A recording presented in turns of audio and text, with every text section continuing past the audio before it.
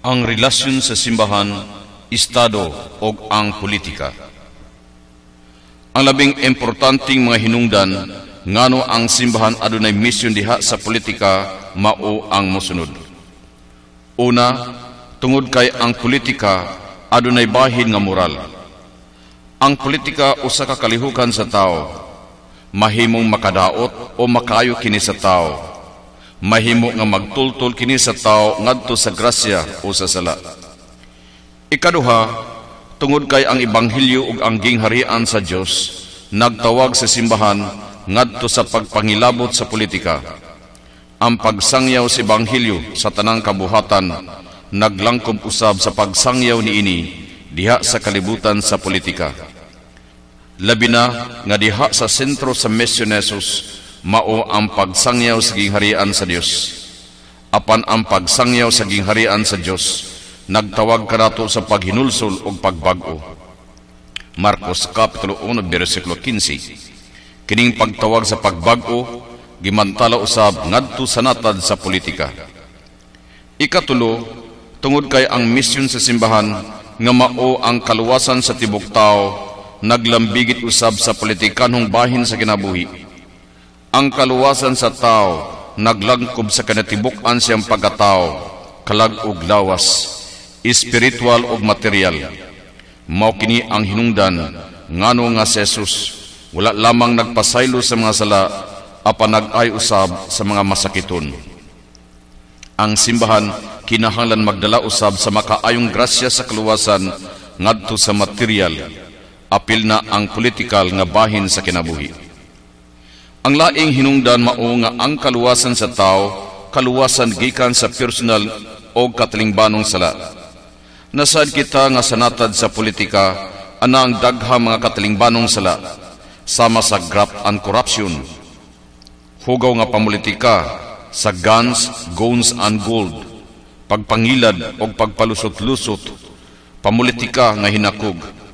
Sa nahuna sa simbahan, ang mga sistema di nalubong na kining mga naisgutang pamaagi sa pamulitika nahimo na mga istruktura sa sala o istruktura sa inhustisya. Ang lain pang hinungdan mao nga ang simbahan adunay pagpalabi sa mga kabus. Diri sa Pilipinas, ang politika nagdapig kaayo kontra sa interes sa mga kabus. Ang mga kabus kanunay lamang ulay tingog ug walay gahom. Ang mga balaod nga mahimo kanunay nag-amping lamang sa mga interes sa pipila, imbis nga nagpatunhay sa kayuhan sa tanan. Sa katapusan, tungod kay si Papa Juan Pablo II nag-ingon nga ang konkretong tao nga nagpuyo diha sa kasaysayan mao ang dalan alang sa simbahan. Ang espiritual ug material nga paglambo sa tibok tao mao ang dalan alang sa simbahan nga matuman niya ang iyang misyon sa pagsangyaw sa ebanghelyo. Nasad kita pag-ayo nga ang politika mahimo nga magdaot sa tao og maggapos o magulipon kaniya sa madawtang istruktura. Sa laktod nga pagkasulti, ang politika dili makaingon nga gawas siya o labaw siya sa balaod sa kinaiya o sa moralidad. Ang politika adunay moral o reliyosong bahin, busa ang simbahan kinahanglan manginlabot nini. Ang pagpanghilabot sa politika sa bahin sa simbahan mahitabo lamang kung kinihimuon sa paagi nga walay kalambigitan siyang misyon o kung ang maong pagpangilabot supak sa batakang balaod. Apan ang misyon sa simbahan nagmando kaniya, pananglit sa pagpuna sa mga huna-huna, mga buhat o mga istruktura nga supak sa ebanghelyo o supak sa gingharian sa Dios, nagadaot sa kayuhan sa tanan o sa hingpit nga kaluwasan sa tao, ilabi na ang mga kabus. Lakip usab sa misyon sa simbahan ang pagpakanaog o mga moral nga giya may tungod sa mga angay hiyas sa kandidato sa politika. Mahimong panghilabot sa politika kung ang simbahan maglihok sa paagi nga walay kalambigitan siyang misyon sa pagsangyaw sa maayong balita o kung musupak sa mando sa batakang balaod bahin sa pagkabulag sa estado o simbahan. Ang gipasabot sa pagkabulag sa simbahan o estado gipadayag na diha sa 1987 batakang balaod di naghisgot kini sa duha ka punto. Una, nga walay reliyon nga tukuron isip opisyal nga reliyon sa estado. Ikaduha, nga ang estado dili mahimo nga mopabor sa usa ka reliyon labaw sa uban. Sa samang pagi, ang estado mohatag kanunay og kagawasan ngadto sa tanan nga magbansay og mahimuot sila sa bisan unsang reliyon og dili mag-obliga sa bisan unsang religious test alang sa pagbansay sa makatungod nga sibil o politikal. Ang unang punto sa ibabaw mao ang gitawag nga non-establishment clause. Matngunan usab ang kamaturan nga ang batakang balaod wala gay nagpugong o nagdumili sa kaparian og mga reliyoso sa pag-apil sa pamulitika sa tuyo nga makadaog sa eleksyon.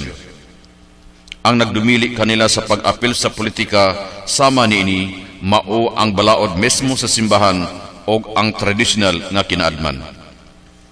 Tungod kay ang simbahan og estado parehas nga nagtinguha alang sa kayuhan sa tanan og alang sa kayuhan sa matag tawo, kinahanglan ilang tahuron ang kagawasan sa usag-usa ug ang ilang tagsa-tagsa nga pamaagi sa pagkabot sa kayuhan sa tanan ug ang himpit nga kaugmaran. Tungod ni ining hiniusang misyon, ang simbahan og estado kinahanglan nga magtambayayungay. Ang simbahan adunay katungdanan sa pagsangyaw sa maayong balita ngadto sa tanang kabuhatan. Marcos Kapitulo 16, versikulo 15. O sa pagpahibalik sa tanang butang ubos sa pagmando ni Kristo.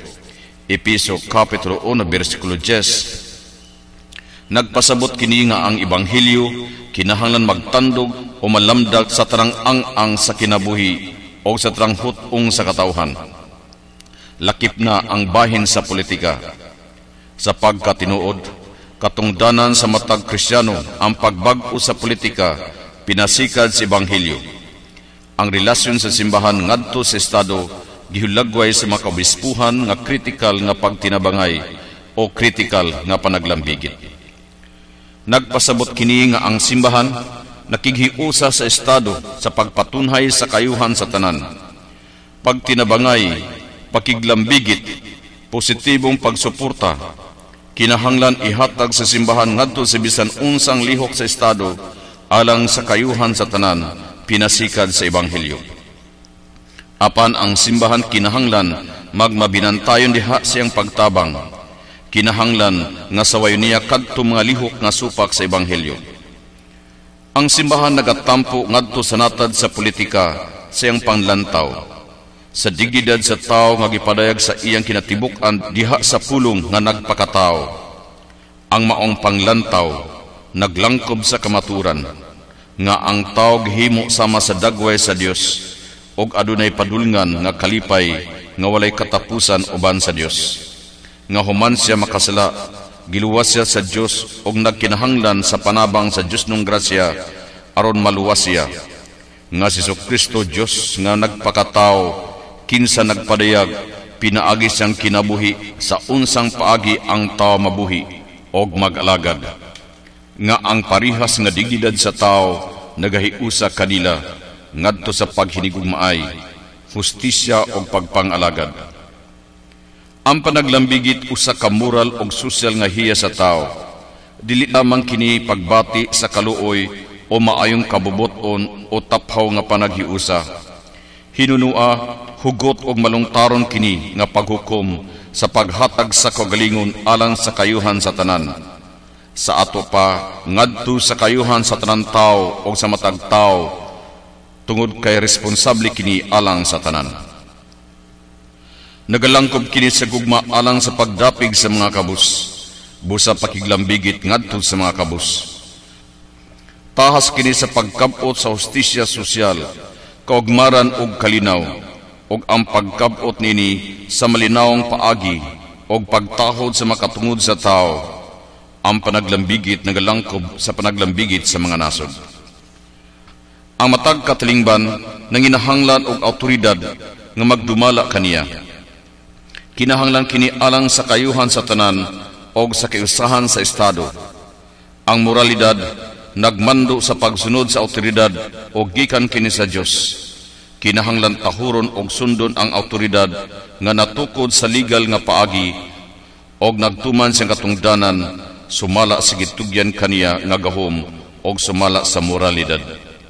Mao kini ang hinungdan ngano ang balaang kasulatan nag-awhag sa pagsunod sa politikanhong awtoridad. Kinahanglan ang tanan magtahot sa mga punuan sa lungsod, kay walay pamunuan nga dili tinugutan sa Dios. Ang mga kagamhanan karon tinukod sa Dios. Busa ang musupak sa kagamhanan nagsupak sa gitukod sa Dios, ug ang magbuhat nini silutan gayud.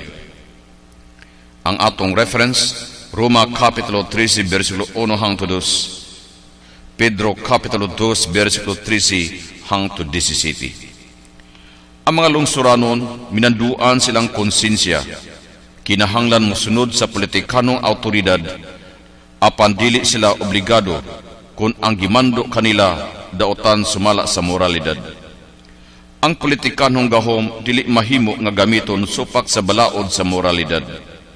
Mao kini ang hinungdan ngano ang ikaduhang Konsilyo Vatikano nag-ingon, oyon sa balaod nga ang mga lungsuranon manalipod sa ilang kaugalingong mga katungod og sa katungod sa ilang isig kalungsuranon, batok sa mga abuso sa awtoridad, pinasikad sa balaod sa kinaiya og sa balaod sa ebanghelyo. Labi na kining tinuod sa panahon nga sila gidaog-daog sa awtoridad nga milapas na siyang katungdanan og katungod. Si San Pedro mismo misupak sa mando sa awtoridad og miingon, kinahanglan sundon namo ang Dios og dili ang mga tao. Buhat Kapitulo 4 versikulo 19. Mao kini ang prinsipyo nga nagdasig sa mga Pilipino nga musupak sa diktatorya ni Marcos og nakaangkon sa kalingkawasan pinaagi sa malinaong 1986 EDSA Revolution. Ang basihanan sa pagigtambayayong sa simbahan ngadto sa bisan unsang kagamhanan mao ang labaw nga balaod sa ebanghelyo og sa gingharian sa Dios. Ang mga lungsuranon adunay gahom sa pagpili kung unsang klaseng kagamhanan ang ilang gusto aron sa pagkabot sa kayuhan sa tanan: demokrasya, diktadorya, presidensyal o parliamentary. Pinasikad sa landag sa ebanghelyo og sa gingharian sa Dios, ang simbahan mahimo nga makig-alayon si bisan unsang kagamhanan, binantayan nga ang iyang batakang kagawasan sa pagtuman siyang misyon o ang iyang paggamit sa mga butang sa pagkabot sa iyang mga tumong dili kapugnan.